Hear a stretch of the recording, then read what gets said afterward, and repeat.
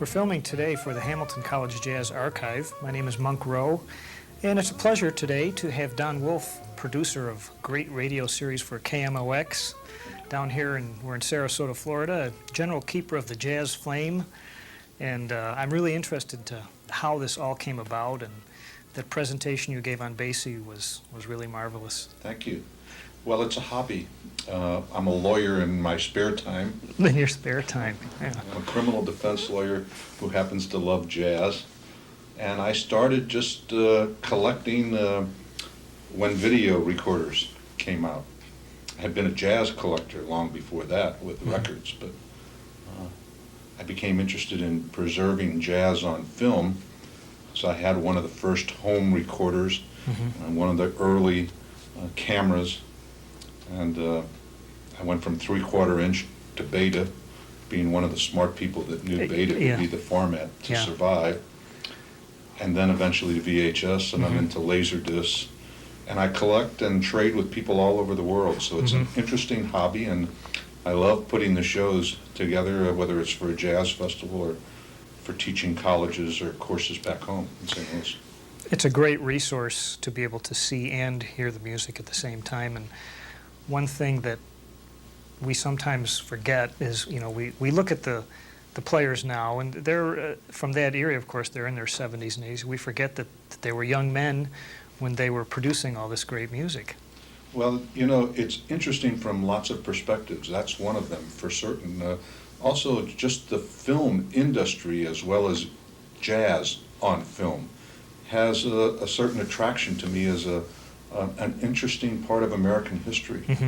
Sad in some ways, nonetheless an important part of our archival history. So I'm happy to have collected it, and I love to share it, because it's one thing to listen to the music and talk about the music, but as you say, it's another thing to see the music and hear it at the same time. Yeah.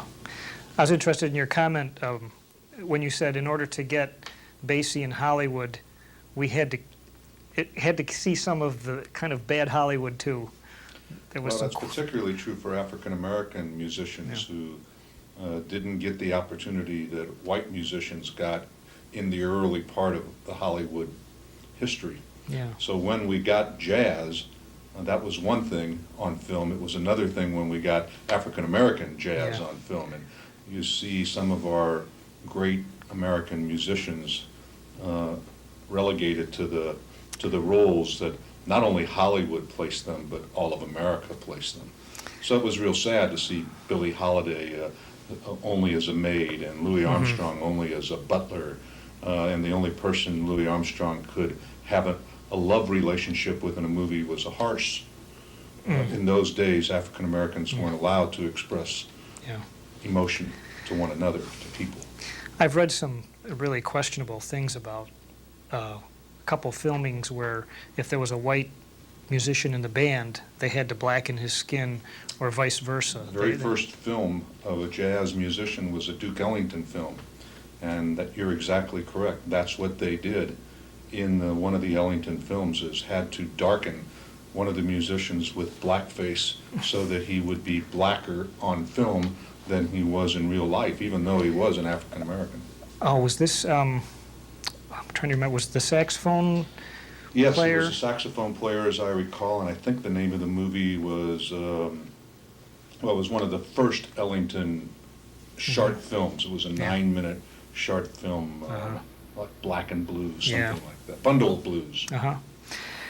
When you see I don't know if demographics is the right word, but the audience that comes to these festivals, which is great, it's a great turnout, but when you see that it's 95% white, and what does that, does it bother you?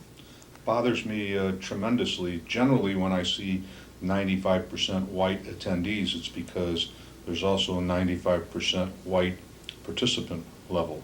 I came from a festival not too long ago which did not have one African American, and that's despicable in this day and age. I'm not too happy about the reverse of that either, and there are those now who, in order to get even, are only putting on African American type productions. And I just believe that jazz is an American original art form music. And I give African Americans a great deal of credit for the birth of jazz and for historically keeping jazz alive, and I think they deserve that. On the other hand, I don't think the music belongs to white or black. It belongs to all of us, and we ought to keep it American and not have it split along racial lines. It really doesn't pay the proper respect to the music to divide it like that. No, but this festival here has a great deal of balance, racially speaking, and jazz cruises. You'll find a good balance not only of the musicians but of the attendees when I have seen roughly 45 to 50%. Yeah, that's good. Is Basie a personal favorite of yours? Well, Ellington is number one. Uh-huh. I think Duke Ellington, and well, you heard Basie in the films yesterday agree with that comment. Yeah. So I think Basie, and I met Count Basie a number of times personally, I think on a personal level, he was the most genuine. He was the nicest. Success never went to the head of Bill Basie. He was the same, I think, when he was getting started with Benny Moten and probably didn't have two nickels to rub together, as in the latter part of his life when he was a very wealthy, successful man. It just didn't go to his head. He didn't get what we in the legal profession call federalitis. Perhaps that can't be said for lots of others, but when I think of American original art form music, Duke Ellington's at the top of my list. Count Basie certainly isn't far behind. Right. Who's a better American composer than Duke Ellington? Nobody, in my opinion. Yeah. It's so interesting to watch the audience at your little the presentations there, and we see a face and you say, now who is that? And people just love to zero in on these personalities. And well, you know, you're torn when you put these shows on. Do you want to continuously talk through the movie? Yeah. Or do you want to let the people enjoy the films? Right. And I have always chosen the latter of those two courses. The most consistent criticism I get is that I should talk more often. Yeah, I think that's a better criticism than you talk too much. Right. Because when you know these little great anecdotes about people, you constantly want to say, now this fella here, and it's very hard not to If I could just make the film shorter and leave more time for talking when the films weren't being shown, I might be able to reach a balance. But what happens is, if I get an hour to do a film, well, like I had for yesterday, the film was an hour and 13 minutes long. Yeah. I didn't know what to cut. But you've got quite an amassed collection of films. How many? Do you have a number of films that you have now? Or No more than I have a number of 33s that I have. I think when you collect, you don't want to get into numbers. Right. I don't put a dollar value on it. I have no idea how much I have. What I do know is that it is one of the largest in the world, and I share with people all over the world, other collectors. And I'm kind of proud to say that I feel the collection is there to be shared, not to be hoarded and not to be kept private. Right. So it is something that I've really enjoyed and that I like to think I help other people enjoy as well. Can you tell me a little more about your radio work? Yeah, I'm real thrilled with the show I'm doing right now, which is a 4-hour jazz show on KMOX, which is a 50,000 clear channel watt station, reaches some 48 states. I get phone calls from all over the country and Canada every Saturday night. It's a very powerful Midwestern station, which also is the sports voice of St. Louis. So we have the Cardinals, which reach a great many homes, and I come on after the ball games. Oh. We have the Blues, and so it's a sports station, and it's a talk radio station, and one of the few AM stations that's really survived in a marketplace that they've become relics. But this particular station is quite successful, and they allow me to bring in my own music. That I've never been told that I can't play this or I can't play that. So I have total freedom and independence in what I do. And so I design my programs as if I'm the listener. And I figure that if I'm going to enjoy the music, chances are my listeners will too. But I've got to enjoy it first or I don't put it on. So when I get calls for Lawrence Welk He doesn't make Mike go. I guess you can only go by your own tastes and your own likes. You know, you can't second guess your audience. You know. Well, I view the audience as really one who is interested in the music for a number of reasons, not the least of which I hope is to learn a little bit more about the music. So I use the 4-hour show as really a teaching tool. Mm-hmm. And I really think that's what gives me the most pleasure. The fact that I enjoy the music that goes along with it makes it even that much more fun. But I'm getting an opportunity not only to share music I love, but to teach other people how to appreciate it. That's a good feeling. Yeah. Have you been a fan of this music since you know, you're growing up? Yes. I was a product of the era when everybody else went to Elvis and the Beatles. And I stayed with the big bands, and I stayed with Ellington and Basie. And I never moved off of mainstream jazz, rhythm and melody. I really like the standards. Yeah. Even the new jazz is really not so much my preference as it is to hear a Gershwin or a Berlin or an Ellington or a Basie tune and hear it done the original way, as well as hearing it done today. And I do a lot of that. I call it mixing and matching, doing the same song done by two different groups, the same performer early in the career and late in the career. Nothing more enjoyable than listening to Billie Holiday at the beginning of her career and at the end of the career, and listening to the difference in the sounds and the feeling that the woman had during her lifetime. I've often wondered if we're writing since the 40s, especially, is anybody writing standards since then? You know, in fact, Herbie Hancock just came out with a record, and I forget the exact title of it. But what he did is he found what he thought were going to be the standards to come, and he did some more modern tunes, but treated them as jazz tunes, I guess. So. Well, I think those probably will be standards for our children and maybe our grandchildren. But I think for me, certainly for me personally, as well as for me collectively, the Tin Pan Alley songs are what America's all about. Those will always be loved songs because they're just part of America.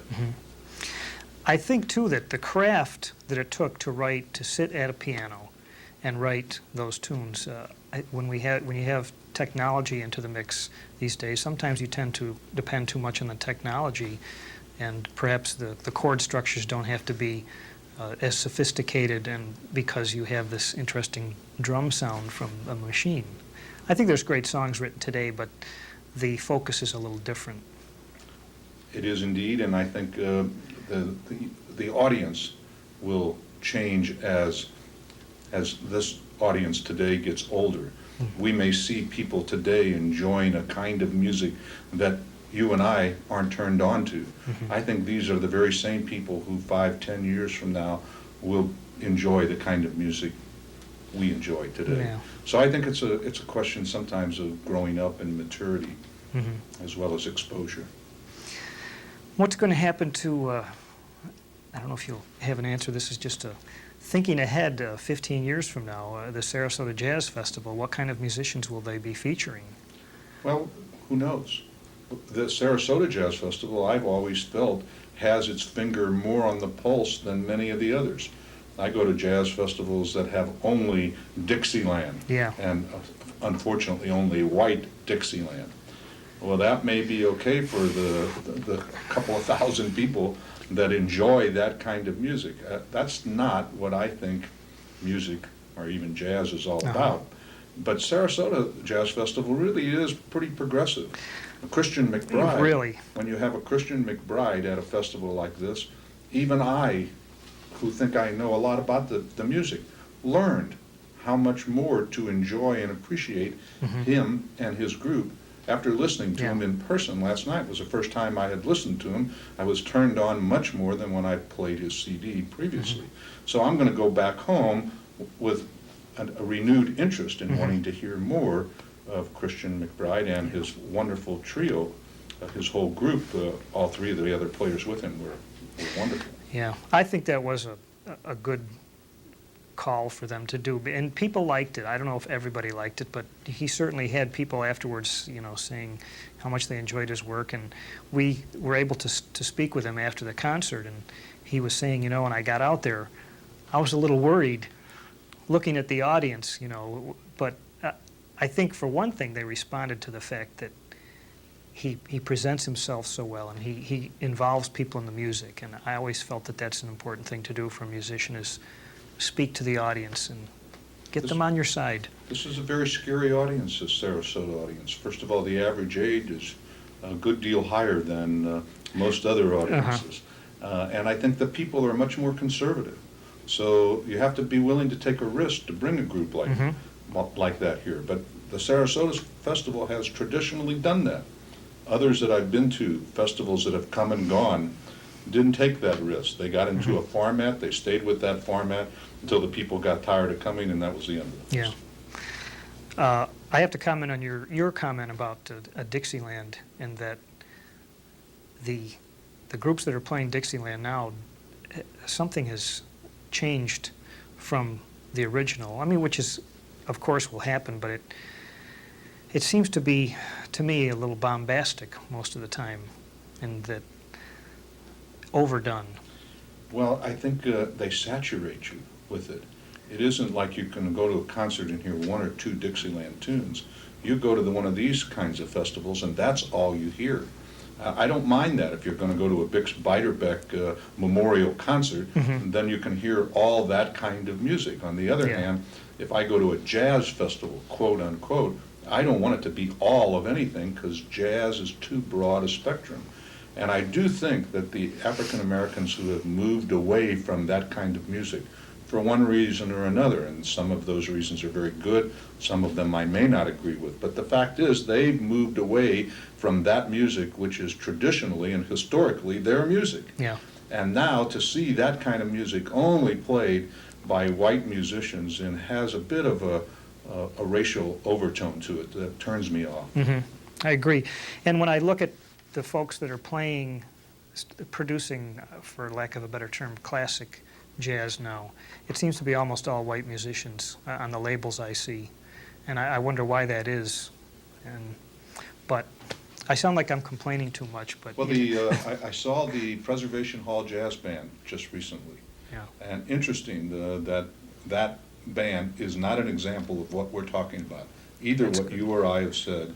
The exception is the Preservation Hall Jazz Band. Number one, there are still mostly African Americans in the band, and number two, they have both the very, very old and the very, very young, and some wonderful young players, African American, are in that band. So Good. I'm glad that there's one exception. Yeah. How's your archive of films for Joe Williams clips? I have a wonderful. I'm a particular fan of Joe's, both professionally and personally. I've seen him so many times in recent years, particularly on the jazz cruises, one of his favorite places to perform. So I've been a collector of Joe Williams for some time, and I think I probably have a pretty wide collection, given that I'm in the Midwest and Joe performs almost exclusively on the West Coast or else in New York. And he's pretty well into retirement. He says he's retired. He's really not. He still performs a great deal on the West Coast, but his price for going out on the road is prohibitive. So although we've tried many times to bring him to St. Louis, we can't afford him. We can't afford that kind of a price, particularly for a charitable event. Right. But on film, there's a wealth of film on Joe Williams, and you got to see a bit of it yesterday, particularly some rare clips when he was very young and just starting out with Count Basie. And his stage persona changed somewhat. Oh, a great deal. Well, Joe's so comfortable with himself right now. I mean, he has a degree of not only self-confidence, but he's just in a good place in his life for him. He's living life and enjoying it. He's happy. He's happily married with his wife of many years, and he's just in a really good place. And when you see him tonight and you hear him tonight, you're going to feel that. He communicates that. I'm okay. Yeah. You know, I'm all right. Yeah. Marvelous. What affected the dancing that was so connected with jazz and at the end of World War II, I guess. Do you have a take on what kind of happened at that point? Well, a number of things happened. Number one, America got out of the dance phase, quote unquote. The art of dance was very, very important, both to jazz and vice versa. Not only in Hollywood, but in the early days of jazz, jazz was associated with dancing. Even Glenn Miller, quote unquote, jazz. People, when they really got to enjoying Glenn Miller and Benny Goodman, jitterbug. So it wasn't just music to crowd around the bandstand and listen to, it was music to dance to, and the same thing was true with Ellington and Basie. But I think after the war, people stopped dancing as much as they did before. For some reason or another, the craze, the dance craze, sort of disappeared from the face of America, whether it was because it was a time of less pleasure and more work and more need to generate income, and the cost of entertainment was a questionable item or not, an economic reason or not, I'm not sure. But when you look back at the period, you see that the jitterbug phase and the dancing to jazz faded out right shortly after the war, World War II. I sometimes wonder if that there wasn't enough stress after World War II. I mean, the dancing could have been a release because there was, there were tough times and there was a war and all that. And when that went away, maybe people didn't feel that need to. Well, the big bands disappeared. Certainly were reduced in number, in popularity, and economically they didn't survive. Only the few of the big bands survived. So as the big band sound disappeared, so did the dancing that went with the big bands. Now, we got all kinds of other dancing that came in, but it's not associated with jazz. Right. And I remember when the twist came in and the limbo came in. And although that wasn't jazz, it wasn't far off from jazz. And of course, jazz has gone off into Brazilian and South American trends. And there's some dancing that goes on with that kind of music. One of the musicians we talked to someday seemed to sum up the whole thing. He said, well, music switched from swing eighth notes to even eighth notes. And that just about said it all, because even eighth notes became rock and roll. From a musician's point of view, that was a good answer. Yeah. I was so interested to see the clip you had of Basie's small group. I had not seen that. And really? Boy. Oh, it's one of my favorite clips. There's actually about 6 or 7, maybe 8 of those particular numbers performed by that group. Some with Freddie Green and Helen Humes, the singer, who sang with them at that time. I can't recall. I don't believe any other singer sang with that particular group. Interesting about that also, getting back to the racial, there was a story that Buddy DeFranco, who appeared on film in some of the showings, was not on the soundtrack, that it was dubbed in by Marshall. His first name's not coming to me, but the sound of Buddy DeFranco was eliminated. I find that because in the South they didn't want white mixing with black, so the white music was Marshall Royal. But they let him stay on the film? But in the South, they did a lot of pairing of films that had black and whites. Oh, okay. So you not only had darkened faces, there were sometimes members of Ellington's band were removed. I think Check and Double Check was an example of blackening of faces also, which was one of the first feature films where an African-American musical group appeared. But I did read in one of the Basie books that for certain purposes, the sound of Buddy DeFranco was removed and replaced with Marshall Royal on the film you saw yesterday. But there are some wonderful clips, and you get to see a little of all the people, and that's some rare film of Wardell Gray that rarely do you get a chance to see Wardell Gray on film. Yeah, he died fairly young, didn't he? Yes. Yeah. I'm quite impressed usually by the balance of the sound on it. The sound itself is dated, but you can hear everything. which sometimes really amazes me. Like, what technology did they have back then? Did they just hang a microphone and they let the bands balance themselves, perhaps? Well, some of our greatest treasures come from people using little microphones Yeah, and recording at the concerts. But that particular session was well recorded. I've never had any problem with the sound, but it depends on what kind of equipment you have to show it on. And yesterday, we had some wonderful equipment, so you got to hear the sound that I hear at home, which is not often the case when I'm showing these kinds of films, because if you don't have good sound equipment, you don't get the kind of sound you heard yesterday. Did you have an era, returning to Ellington for a moment, when the favorite Ellington band for you? Oh, absolutely. I'm like everybody else, I guess, that was Ellington fans at the time, although I was much younger and I didn't appreciate it in the 41, 42 era. But Ben Webster and Johnny Hodges are two of the musicians I could listen to until it's time to go. And when I go, I want to take them with me. Yeah. And so that sound of the Webster-Hodges connection in the 41, particularly 41 band, is just a sound that, as far as I'm concerned, nobody has ever been able to repeat. Did you have a chance to see them live a number of times? I saw the Ellington band live a number of times. I didn't see that band. I would have been only 6 years old. Right. Someone made a famous quote about how Ellington could write, that, you know, he'd put 3 instruments together and no one could figure out what it was but him, something like that.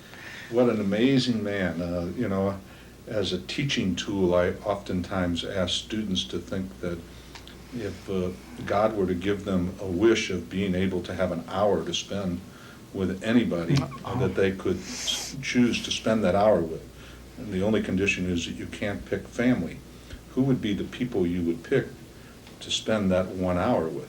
And Duke Ellington's at the top of my list. I would just love to have an hour with him, wouldn't you? He sounds, to do an interview from like what this? I've read, he would just charm the pants off you. I mean, he certainly had a gift of that too, as well as a composer. How often do you get out and do the film presentations? Well, I started teaching these back home for various groups, whether it's a college. There's an African-American college back home that wanted me to do a history of jazz, African Americans on film in jazz. So I did a course on that. I teach for various churches and temples back home, and I do a 4-hour class, 4 sessions, 2 hours each. This new course, which starts at the last 2 Thursdays of this month and the first 2 Thursdays of next month, is like from 7 to 9, and it's all on Ellington. So I have been researching Ellington, putting Ellington together, and I must have at least 12 classes full of material that I can't choose what I'm going to. And I put it all together for this class, and now I put so much together I don't know what I'm going to choose. It's very hard to edit. Well, I just don't know which are my favorites. There's so much. I've learned so much. You know, you pick up little tidbits. Like I have a film where Nixon gives Ellington the Freedom Award, the highest award for a civilian, in a year or two when Duke had been snubbed by the Pulitzer Prize Committee. So I have on film where Nixon invites him to the White House and gives him this award, and the Duke kisses him 2 times on the right side and 2 times on the left side. And in the research I'm doing, I learned that after the ceremony was over, Nixon said to Duke, "Not sure I understand the significance of the 2 kisses on each side. I know you go to Europe a lot, and the tradition there is 1 kiss on each side. So what did this mean?" And the Duke, who has used this on numerous other occasions with women, had said to the president, "Why, Mr. President, that's 1 for each cheek." So it's now a story that I'm retelling. Boy, he was never at a loss for a line, was he? Gee. Well, what do you think of the particular festival here at Sarasota? Well, I love the festival. I've been disappointed with this year's edition, certainly not with the the number of musicians and the wealth of their abilities. But I didn't think the first night clicked. I'm a Jazz at the Phil fan. It's one of my favorites. To be told that I'm going to get a chance to listen to a jam session and then a ballad medley with all of these great artists, I would have expected a lot more. I just didn't think it gelled. It didn't come together for some reason. I'm not sure I know why, but I've been thinking about it ever since Wednesday night, and it just didn't come together. So I was disappointed in that. Last night I was very disappointed in the sound, which I think adversely affected the Statesmen, who I know to be a great group, and to see Benny Waters, 93 years young, playing the horn better than most people can play at the age of 23, was just a thrill. But to have it all destroyed by the lack of the microphones being on or by the sound being too loud was very discouraging. So last night I felt was a disappointing evening. The night in between those two nights I thought was a great night, and I think the Count Basie Band will bring us all what we expect. I'm thinking of wearing a neck brace because I know they're going to take my head off when they hit that first chord, hearing them this afternoon. I think there's someone could make a good living being a jazz sound man. I think that we have, I don't know if we've demanded over the years to make things louder, but it seems that they don't allow the musicians to set anything themselves or somehow. Well, I thought part of the problem last night was one of the musicians setting his own volume on his amp, and that was the violin, and he set it much, much too loud, and I think his own age in the 80s, almost 90, and his inability to hear like other people here may have affected. I'm not sure, but there's no excuse for an organization like this one to not have good sound. Right. And I don't want to blame that on musicians. Right. I blame that on the professionals. Yeah. Well, I give these people credit for it's a big production, and sometimes pairing musicians can be a real dicey game, Very difficult, and that's one of the reasons the president of the jazz club here, who's a classmate of mine, by the way, and a good friend of mine, and one of the reasons I come here is because of him. But it's one of the main reasons he started delegating that to other people, is that he just got so much grief by who he picked and who he didn't pick, that he turned it over to professionals like he did this year. But it does lose a little bit of the personal touch. I mean, I always liked to, at least in my own mind, orchestrate my own festival. Who would I have if it were me? Well, I think you should put on a festival. Well, one of these days I might. But I do think there's a certain personal touch when I go to a festival and I know the people who hand-selected the musicians, and then I know I'm going to get what they like, and what they like I would normally like, or I wouldn't be there. Yeah. One thing I have to say, and we have spoken to quite a number of the musicians, and they, almost without exception, have so much dignity and class that it's really been inspiring. That they have always not have led great lives. Certain times have been very difficult for them, but boy, they just have a lot of dignity. Well, it's really true. Your point's very much well taken. And I remember the day in the 50s when jazz musicians left the United States because people here didn't appreciate them. And they had to go to Europe, where they were much more appreciated. In fact, I was stationed in Europe wearing an army uniform and had to listen to jazz there in Germany, where thousands of people gave standing ovation to the same musicians who were receiving nothing in the way of appreciation back home. And how sad it was, I thought, that our musicians had to go to Europe to be appreciated. Some, of course, decided to stay because they didn't like the way they were being treated because of their color, or because they had chosen to be jazz musicians. So it was a very sad period. But today, I agree with you. I talked to these musicians, and there's not one of them that's not willing to share his time and his thoughts, and they're classy, professional people who really enjoy what they do. And if you happen to enjoy it just a little bit as much as they, then they're pleased. Yeah. Well, that's a They pretty certainly positive don't do it note. for the money, because No, they don't get yeah. well paid. Yeah.